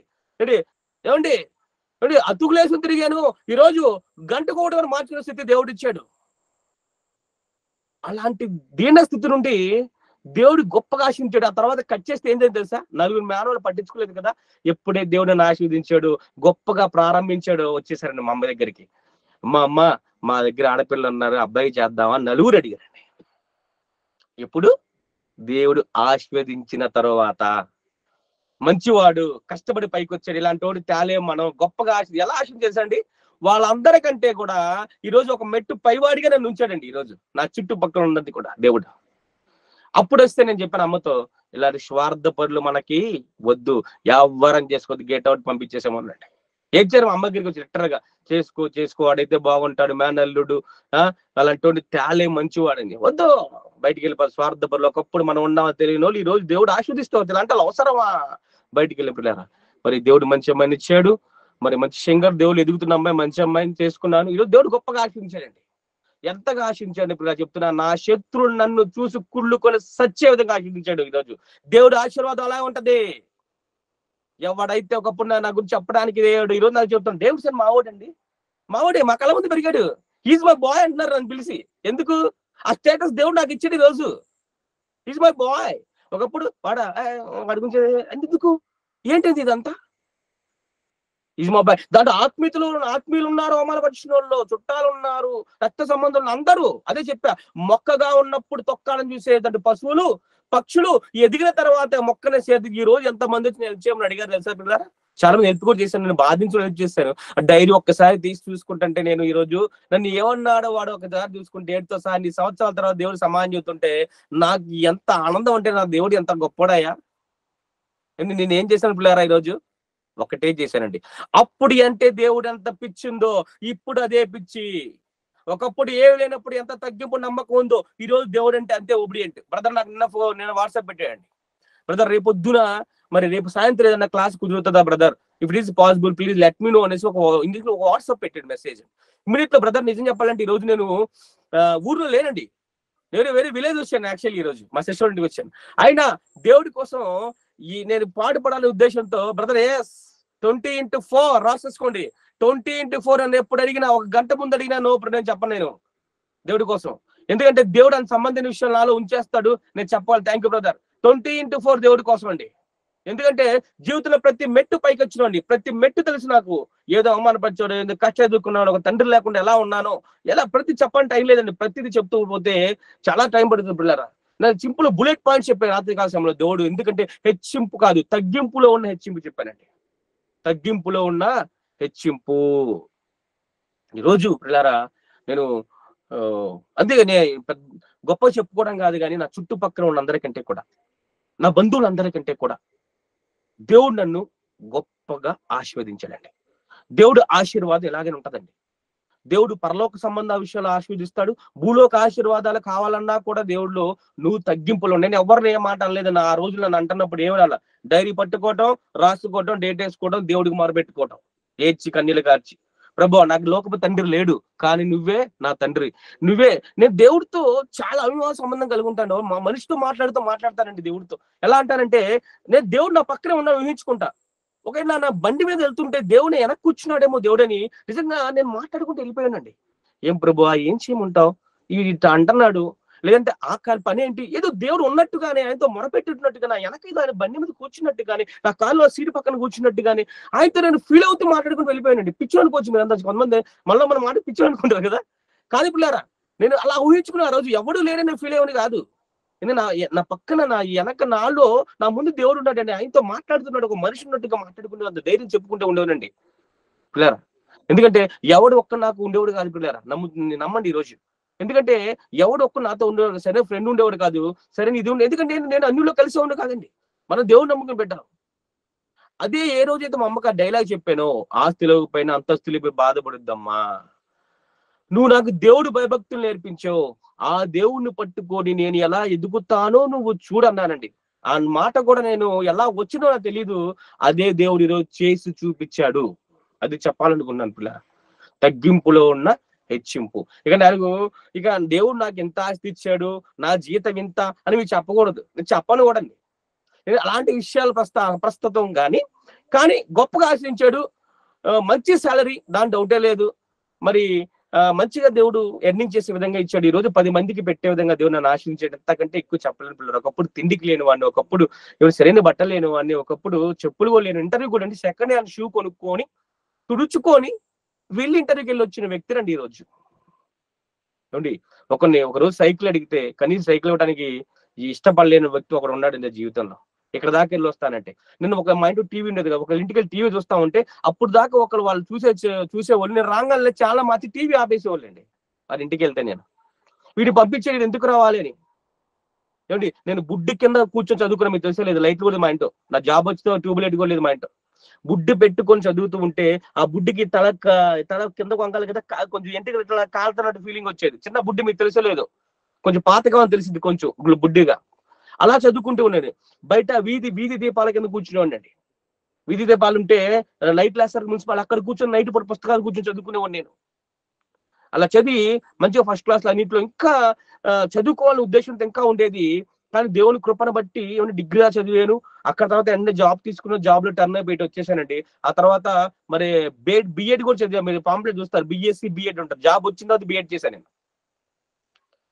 అంటే నాకు జాబ్ వచ్చేదాకా నాకు ఇంట్లో ఫ్యాన్ లేదు, నేను జాబ్ వచ్చేదాకా ట్యూబ్లైట్ లేదు, జాబ్ వచ్చే టీవీ కూడా లేదు. అన్ని A to Z 1 by 1 కింద డౌన్ టు ఎర్త్, కింద స్థితి నుండి, అంటే మైనస్ నుండి ప్రారంభించి. అక్కలు పెళ్ళింది అప్పులు ఉన్నాయి కదా, మరి అప్పులు వచ్చి గొడవ చేయడం, వాళ్ళు ఊరుకోరు కదా. ఆ గొడవలను నా నోటు నాకు వినపడటం, అసలు చాలా అవమానాలుగా ఫీల్ అవటం, చాలా విషయాలండి.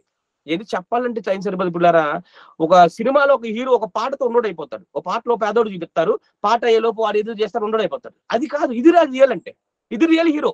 నేను చెప్తున్నాను, ఇది దేవుడు. అలాంటి వ్యక్తిని, ఒంటరి వాడిని, ఒక సపోర్ట్ లేని వాడిని, వండలేని వాడిని, ఒక తండ్రి లేని వాడిని, రోడ్ల మీద తిరిగే వాడిని, చెప్పులు వేసుకుండా నడి రోడ్డు మీద కూర్చొని చిన్ని బట్టలతో చెప్పుల్లాగా కాలుతూ తిరిగే వాడిని, ఏమండి ట్యూషన్కి వెళ్ళడానికి డబ్బులు లేకపోతే మా ఫ్రెండ్ ట్యూషన్కి వెళితే వాడి దగ్గర నోట్స్ తీసుకొని రాసుకొని చదువుకున్నాను. నేను పాస్ అయ్యి వాడు తెప్పాడు నాకు నోట్స్ ఇచ్చినాడు. చూడండి పిల్లారా, దేవుడు ఆశీర్వాదం. అలాంటి తోడు ఈ రోజు మొట్టమొదటి 2008 సంవత్సరంలో ఫ్లైట్ ఎక్కాను పిల్లారా. నేను ఫ్లైట్ ఎక్కినప్పుడు నా కళ్ళల్లో నీరు కారిని పిల్లారా. నా దేవుడు ఎంత గొప్పవాడాయా. 2008లో మొట్టమొదటి ఫ్లైట్ ఎక్కానండి నేను. కింద భూమి మీద ఉండాల్సిన వాడిని, ఏమండి ఒకప్పుడు ఏం లేని వాడిని. నా దేవుడు ఇంత ఎత్తు ఆకాశం ఎత్తు హెచ్చరించాడే, విస్తరింపజేశాడే. ఏమయ్యా నిజంగా తండ్రి నేను చేసే మేలు లేని కళ్ళంపడి నీళ్ళు తిరిగింది పిల్ల. మొట్టమొదటిగా ఈరోజు దూరం వెళ్తున్నప్పుడు ఫ్లైట్లు వెళ్ళిపోతున్నాను, 5 స్టార్ హోటల్ ఉంటున్నాను పిల్ల, పెద్ద పెద్ద హోటల్స్ ఉంటున్నాను. ఈరోజు ఎందుకు ఇలా జరుగుతున్నాయి? ఒకప్పుడు తిండి కోసం ఒక అన్నాన్ని ఇద్దరు సర్దుకున్న రోజుల నుండి ఈ రోజు అండి 10 మందికి పెట్టే స్థితి దేవుడికి ఇచ్చాడంటే కారణం ఊరక ఆశీర్వాదాలు రావండి, నమ్మకం. దేవుడు అంటే పిచ్చి. ఏది దేవుడు ఇంత ఇచ్చాడు, నాకు చెప్పాల్సిన అవసరం ఏంటి, లేదా కూర్చోవాల్సిన అవసరం ఏంటి, ఒక గంట లేదా ఎక్కడెక్కడ ఉండొచ్చు నేను అనుకోనండి. ఎవడు పిలిచినా వెళ్తా. చిన్న సేవకుడి పిల్లని, పెద్ద సేవకుడి పిల్లని, నాకు పిలవపోని పిల్లరా. నేను దేవుడు అంటే పిచ్చి. మమ్మ అనుకుందంటండి, 2 ఆడపిల్ల పుట్టిన తర్వాత, అయ్యా దేవుడా 2 ఆడపిల్లని ఇచ్చే ఒక మగ పిల్లోని అయ్యా, వాడు పిచ్చోడైనా పర్లేదు అనుకుందట. ఏమనుకుంది? పిచ్చోడైనా పర్లేదు మగ పిల్లని. నిజంగా పిచ్చోడిని ఇచ్చాడు. ఏ పిచ్చోని తెలుసా? ఏసు పిచ్చోని. ఏ పిచ్చోండి? ఏసు పిచ్చోనండి. నిజంగా బైబుల్ అంటే పిచ్చి. ఎన్నోసార్లు చదివండి బైబుల్ మొత్తాన్ని పిల్ల. నేను నమ్మరు. బైబుల్ పెళ్లి కాకముందు కూడా పిల్లరా, బైబుల్ డిన్నర్ చేసి నైట్ 9ంటికి కూర్చుంటే తెల్లారుజాము 4 అయిపోయింది. బైబుల్లో విషయాలు చదువుకుని అయిపోవాలంటే ఓ బుక్ పెట్టి ఓర్ చదవడం కాదు, బుక్ పెట్టేసుకు ఈ సందర్భం ఏంటి, దీని అర్థం ఇది ఇంకో చోట ఎక్కడ ఉంది, అలా సోహతాగా చాలా విషయాలు దేవుడు నాతో బయలుపరిచి అంత పిచ్చండి బైబుల్. అందుకే దేవుడు తగ్గింపును చూశాడు, హెచ్చరించాడు. ఈ రోజు ఒక చుట్టాలో నేనైతే ఒక రోల్ మోడల్ తప్పుకుంటారు కుర్రోళ్ళు అందరూ. ఎందుకు తెలుసా? వాడు వచ్చాడు, మా నాన్న మమ్మల్ని తిడతారు, వాడిని చూసి నేర్చుకుంటా, దరిద్ర బుద్ధి లేదరా ఎదవలారా అని నన్ను చూపించాలని తిడతారు. ఎలా ఎదిగాడు చూడరా వాడు గొప్పగా అని. మా చుట్టాలు కూడా ఈ రోజు అండి, మీ ప్రభు అన్యులైనప్పటికీ కూడా మీ ప్రభువేరా నిన్ను అంత గొప్పగా హెచ్చించాడు, మీ ప్రభువే అని నన్ను మళ్ళీ బట్టి దేవుడికి వాళ్ళు నిజంగా పొగుడుతూ ఉన్నారు, ప్రైజ్ చేస్తూ ఉన్నారంటే నిజంగా అది కావాలి కదా పిల్లరా ఈరోజు. కాబట్టి అండి ఆ స్థితి నుండి దేవుడు మరి వాక్యం చెప్పే స్థితి తీసుకొచ్చాడు. చిన్నప్పుడు చెప్పాను కదండి, మరి అన్నిట్లో సండే స్కూల్లో యూత్ లీడర్స్ వాక్యం నడిపించడంలో, మరి వాక్యాలు చెప్పే టైంలో కూడా కొన్ని సాతాను కొంతమంది ద్వారా ప్రేరేపించడం, వాక్యాలు ఆపాలని చూసిందండి.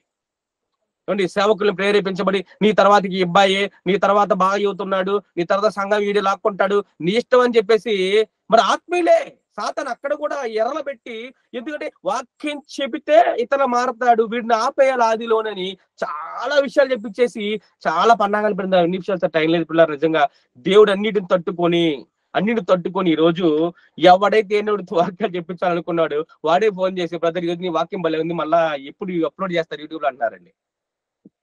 ఎంత మంచి దేవుడు అండి మన దేవుడు. ఆపగలిగాడా? సూర్యోదయం అడ్డం పెట్టేవాడా ఆపుతాడా? దేవుడు చెయ్యాలనుకుంటే చేస్తాడు. ఆయన డిసైడ్ అయిపోతే ఒకసారి చాలు, ఎవడు ఆపలేడు. ఆయన మూయిగా తెరువువాడు ఎవడో, తేయిగా మురుగువాడు ఎవడు. నేను వాడుకోవాలని అనుకున్నాడు పిచ్చోడా, నువ్వు ఎక్కడ ఆపుతావు నన్ను? ఎక్కడ బెంగళూరు అండి, ఎక్కడ ఏపీ? ఈ రోజు బ్రదర్ అని పిలవటం లేదా? ఏమండి స్టేటులు దాటి వాక్యం చెప్పడం లేదా? అలాగే వేరే చోటుకి వెళ్ళి చెప్పట్లేదా? ఎంతమంది పిల్లలు వాక్యం ద్వారా రక్షింపడుతుంది, ఎంతమంది ఫోన్ చేస్తున్నారు. నిజంగా నాకు చూస్తూ ఉంటే పిల్లలు అద్భుతం అనిపిస్తూ ఉంటుందండి. అలాగే నేను ఫ్రీ మెడికల్ క్యాంపులు కండక్ట్ చేస్తూ ఉంటాను, దేవుడు నాకు ఇచ్చిన దాన్ని బట్టి. ₹1 కూడా నాకు చేయను, ఫ్రీ నేనే మెడిసిన్ తీసుకెళ్లి పలానా సేవకుడి ద్వారా ఫ్రీ మెడికల్ క్యాంపులు కండక్ట్ చేసి వాళ్ళకి ఫ్రీ మెడిసిన్ ఇస్తుంటారండి. ఎంత అద్భుతం పిల్లరా! ఎన్ని నాకు తెలుసు, ప్రతి మెట్టి తెలుసు నా దేవుడు హెచ్చరించాడు ఏదైనా జీవితంలో. కాబట్టి తగ్గింపులే హెచ్చింపు. యాప్ టు కరెక్ట్ టైటిల్ లా సరిపోయింది. ఇది మనకు కూడా సరిపోవాలి, తగ్గింపులో హెచ్చింపు. చివరిగా మన గ్లోబల్ స్టార్, యూనివర్సల్ స్టార్ యేసు ప్రభు వారు ఎలా తగ్గించుకున్నారు చూద్దామండి. ఫిలిప్పీయులకు రాసిన పత్రిక 2వ అధ్యాయము 8వ వచనం. ఫిలిప్పీయులకు రాసిన పత్రిక 2వ అధ్యాయం 8వ వచనం.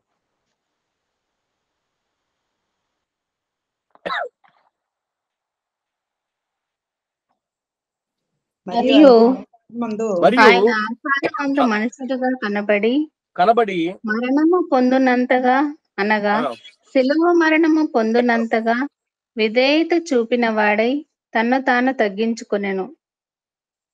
చాలండి.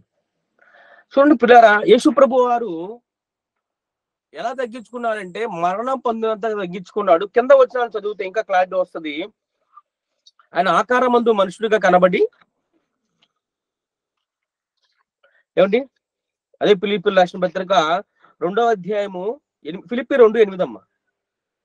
సారీ. మరియు ఆయన ఆకారమందు మనుషుడుగా కనబడి మరణము పొందినంతగా, అనగా శిలువ మరణము పొందినంతగా విధేయత చూపిన వాడై తన్ను తాను తగ్గించుకొనెను. Very good. అలాగే 6వ వచనం ఒకసారి చదివితే, ఆయన దేవుని స్వరూపము కలిగిన వాడై ఉండి దేవునితో సమానముగా ఉండుట విడిచిపెట్టకూడని భాగ్యమని ఎంచుకొనలేదు గాని మనుష్యుల పోలికగా పుట్టి దాసుని స్వరూపమును ధరించుకొని తన్ను తానే రిక్తునిగా చేసుకొనెను. చాలండి. యేసు ప్రభు వారు మరి ఇక్కడ మాట్లాడుతూ దేవుని స్వరూపం, దేవుడై ఉండి పరలోకాన్ని విడిచిపెట్టాలి నేను అని అనుకోలేదు. ఆయన అనుకోనకుండా పరలోకాన్ని విడిచిపెట్టి ఏ రూపాన్ని ధరించుకున్నాడు? దాసుని స్వరూపం. భూలోకంలో కూడా ఆయన ఒక ధనికుడి ఇంట్లో పుట్టాలి, ఉండవాళ్ళ ఇంట్లో పుట్టాలి అనుకోలేదండి. సామాన్యమైనటువంటి వ్యక్తులు, ధనవంతులు కాదు కానండి, మరి పేదవాళ్ళ ఇంట్లోనే, పేదవాళ్ళ మధ్యనే పుట్టాడు యేసు ప్రభు వారు మనం చూసినట్లయితే. అంటే పరలోకం అంటే ఎలా ఉంటుంది తెలుసుగా? శుద్ధ సువర్ణమైనటువంటి వీధులు, బంగారు వీధులు, అలా మరి కోటాను కోట్ల దేవతల చేత స్తుతింపబడుతూ పరిశుద్ధుడు అందుకుంటున్నటువంటి దేవుడు అక్కడ నుండి రావాలా నేను అనుకోలేదండి.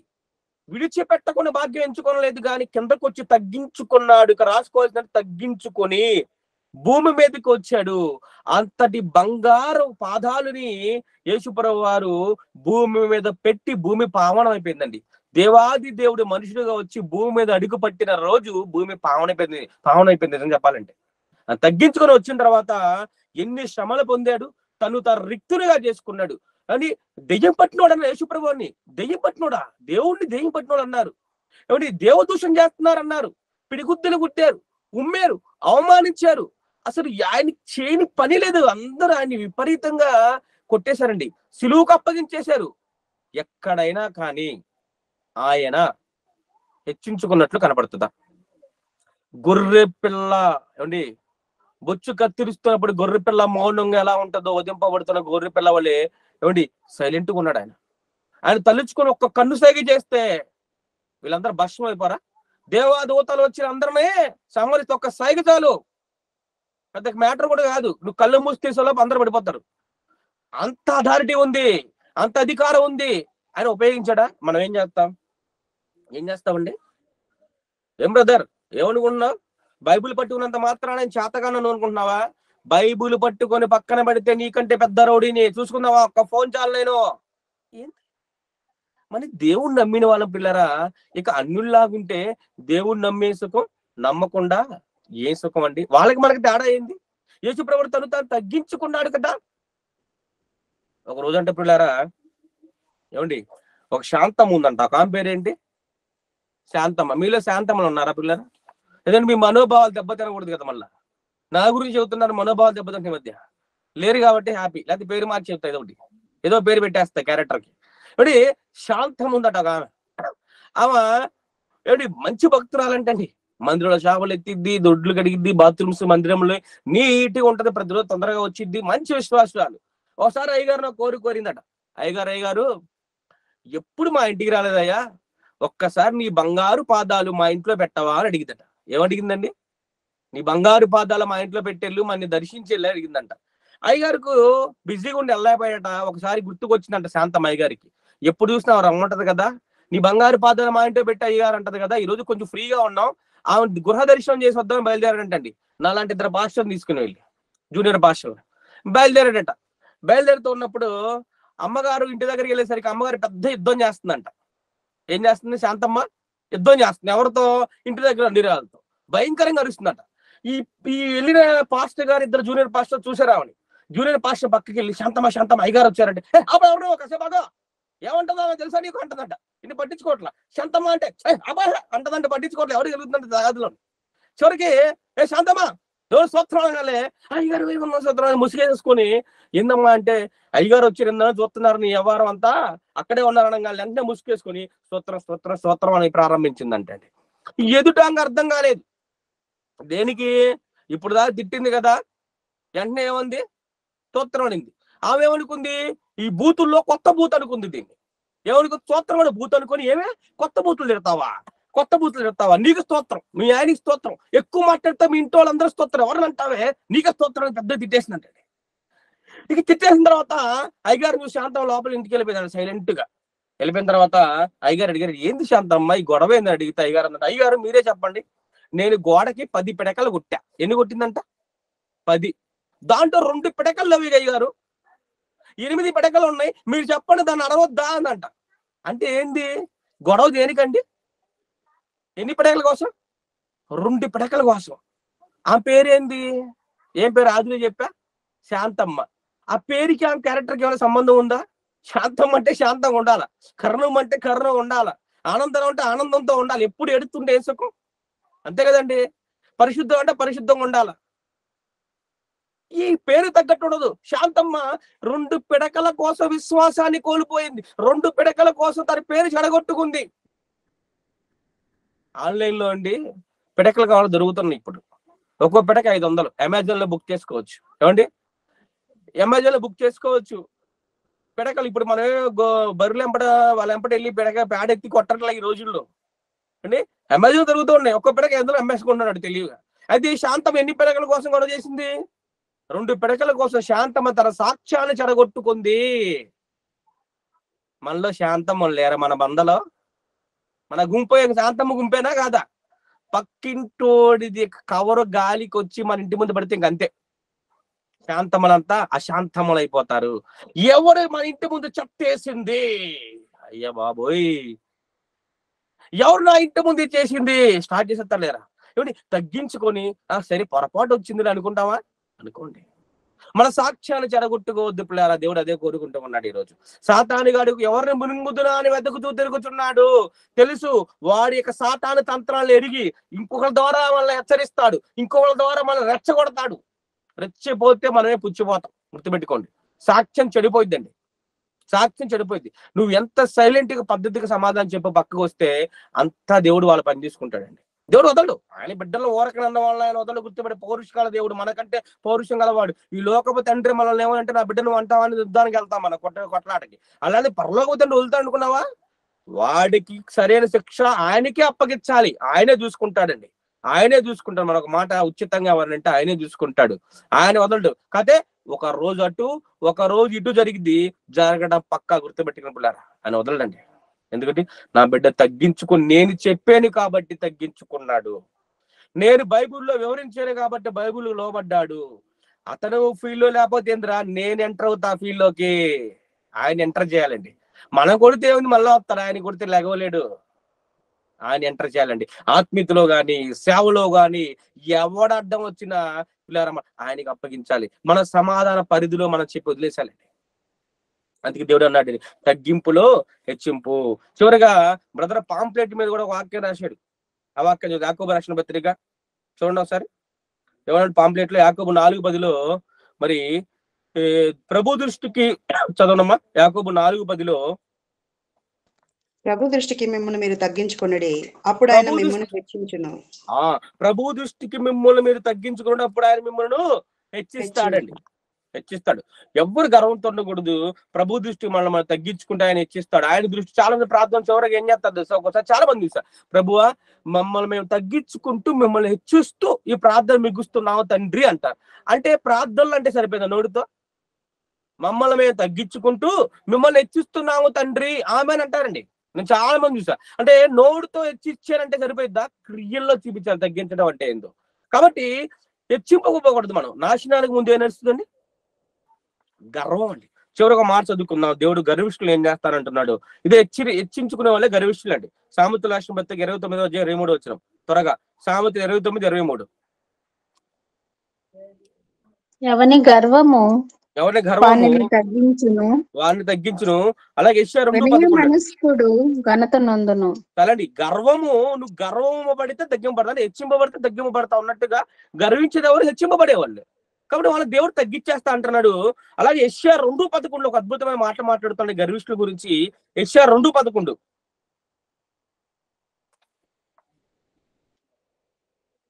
నరుల అహంకార దృష్టి తగ్గింపబడును. మనుషుల గర్వము అనగదొక్కబడును. ఏమండి, ఇప్పటికి ఒక 3-4 సంవత్సరాల క్రితం మనుషుల గర్వం మొత్తం అనగదొక్కబడింది. ఒకసారి మీకు తెలుసా? ఎప్పుడు? కరోనా వల్ల మనుషుల గర్వం మొత్తం ఎవడైతే గర్విస్తున్నాడో, ఎవడైతే హెచ్చించుకున్నాడో, నాకేంటి అనుకున్నాడో అందరిని గర్వం తగ్గించారండి. విపరీతం నీకు నాకు డబ్బు ఉన్నా, ఆస్తి ఉన్నా, పలుకుబడి ఉన్నా, ఏమున్నా మందులు దొరకలా, బెడ్లు దొరకలా, హాస్పిటల్ దొరకలా. చివరికి చచ్చిపోతే తన వాళ్ళే తన దగ్గర రాకుండా ఒక అనాథ శవాన్ని తగలేసినట్టు ఊరు బయట తీసుకెళ్లి తగలేసారే నిన్ను. నీ గర్వం అణిచి వేసాడయ్యా దేవుడు. అంటే చిన్న పురుగుని పుట్టించాడు, వైరస్ ని. 6 అడుగుల మనిషిని పుట్టించిన దేవుడు చిన్న వైరస్ ని పుట్టించాడు. ఎందుకు? ఇలాంటి అహంకారుల గర్వాన్ని అణచాలి. ఆ టయాన్ని బట్టి, ఆ సమయాన్ని బట్టి దేవుడు ఏదో ఒక రూపమైన గర్విష్ఠుల గర్వాన్ని అనుస్తూ ఉంటాడండి. కాబట్టి దేవుడు ఏం కోరుకున్నాడు? నాశనానికి ముందు గర్వం నడుచును, గర్విష్ఠుల గర్వం తొక్కబడును, అనదొక్కబడును. గర్విష్ఠులను ఆయన చాలా గర్వం వాళ్ళ తగ్గించేసింది. ఎవరు తగ్గించవసరం లే. నాకేంటి, నేనేంటి అనుకున్నాడు ఎప్పటికైనా అండి దెబ్బతింటారు జీవితంలో. ఒకసారి మిమ్మల్ని అడిగే పిల్లరా, ఏబిసిలు ఒక అక్షరం వంగదు. ఏంటది? ఏబిసిడిలో ఒక అక్షరం వంగదండి. I very good. I A రాయండి, ఏ వంగిద్ది, బి కూడా వంగిద్ది, సి డి అన్ని ఎక్కడ కూడా వంగుతాయి. ఐ మాత్రం టాల్, నేను వంగను, నేనే అంటే. ఐ అంటే తెలియలేదు, నేను అంటే నాకే తెలుసు, నేనే ప్రసంగిస్తా, నేనే పాడగలను, నేనే గొప్పవాడిని, నాకంటే ఎవరికి తెలియదు, నేనే అయ్యాయి. ఇదండి గర్వం అంటే. వంగాలండి, దేవుళ్ళు వంగాలి పిల్లారా. కాబట్టి ఈ రాత్రి కాలంలో చెప్పండి కొద్ది విషయాలు పిల్లలు చాలా ఉన్నాయి. బైబిల్ చాలా మంది భక్తులు చాలా విషయాలు తగ్గించుకున్నారని చెప్తే తెల్లారిపోయింది. కాబట్టి వాళ్ళు తగ్గించుకొని హెచ్చింపడ్డారు. ఒక దావీదు కానివ్వండి, ఒక యోషోబు అండి అని ఆ దేశాన్ని బందీగా యోషోబు ప్రధాన ఒక విధంగా అధికారి అయిపోయాడు. దావీదుని ఎక్కడో గొర్రెలు కాచుకొని తీసుకుని సింహాసనం మీద కూర్చోబెట్టి హెచ్చించాడు దేవుడు. ఎందుకంటే నా ఇష్టానుసారమైన దావీదు, నువ్వు ఎక్కడ ఉన్నా సరే దేవుడికి నిజంగా బ్రతికితే, నువ్వు ఎక్కడ ఉన్నా సరే దేవుడిని పట్టుకొని తెచ్చి నేను సింహాసనం మీద కూర్చోబెడతాడయ్యా. అది మన దేవుడు. నీ దేవుడి మందిరంలో అనుకుని నన్ను ఎవడు పట్టించుకోవడం అవసరం. దేవుడి పైన కనుదృష్టి, ఎవరు ఏమి చేస్తున్నాడో ఆయన చూస్తూ ఉన్నాడు. నువ్వు ఎప్పుడు ఎక్కడ ఏ స్థితిలో ఉన్నా, దావీదు ఎక్కడో గొర్రెలు కాసుకుంటూ ఉంటే వెళితే లాక్కొచ్చి తీసుకోవాలి కాదు నా దృష్టి. కానీ ప్రవక్త వచ్చి ఇంకోటి ఉన్నాడు, పిలిపిమన్నాడు, లాక్కొచ్చి తీసే సింహాసనం మీద గొర్రెలు కాసుకునే వాడింది రాజు అవటం ఏందండి? అంతే. నమ్మకం కావాలి. తగ్గించుకున్నాడు, హెచ్చింపబడ్డాడు. అది దేవుడు కోరుకున్న పిల్లలు. కాబట్టి ఎంత తగ్గించుకుంటే అంత హెచ్చు మన జీవితంలో ఉంది. కాబట్టి తగ్గింపులో ఉన్న హెచ్చింపు. దేవుడి వాక్యం దీవించుని ప్రార్థించుకున్నప్పుడు తండ్రి దేవా మీ స్తోత్రం తెలుసుకున్న సహాయం దయచేయండి. రాత్రి కాల సమయంలో తండ్రి మీరు మాకు ఇచ్చిన గొప్ప అవకాశాన్ని బట్టి మీకు వందనాలు చెల్లించుకుంటున్నా. మరి చెప్పబడిన వాక్యం మరి మరుదలో సాతాను ఎత్తిమనుపోకుండా మరుదలు నిరికటి ఫలించే నీకు ఆత్మీయ జీవితంలో ముందు కొనసాగుడు సహాయం తెచ్చి, ఇతరుల మాదిరిగా మేము నుండి సహాయం తెచ్చి మా జీవితంలో కూడా మేము హెచ్చిపోలేకుండా తగ్గించుకొని మీ చేత హెచ్చింపబడేలా సహాయం తెచ్చేయమని, తను తగ్గించుకున్న వాడు హెచ్చింపబడిన, హెచ్చించుకున్న వాడు తగ్గింపబడిన మీరు మాట్లాడే విధానం ప్రకారం తండ్రి రాత్రి కలశంలో మరి కొంతమంది భక్తుల విషయాలు వాళ్ళ జీవితంలో ఎలా తగ్గించుకుని అలా హెచ్చింపబడ్డారు నేర్చుకున్నాం. అలాగునే తండ్రి మా జీవితంలో తగ్గించుకొని మీ చేత హెచ్చింపబడి పరలోక రాజ్య వాసుడు సహాయం దయచేయమని ఈ ప్రార్థన ఇస్తాం అడుచు వేడుకుంటున్నాను తండ్రి. ఆమేన్. మీ అందరికి వందనాలు.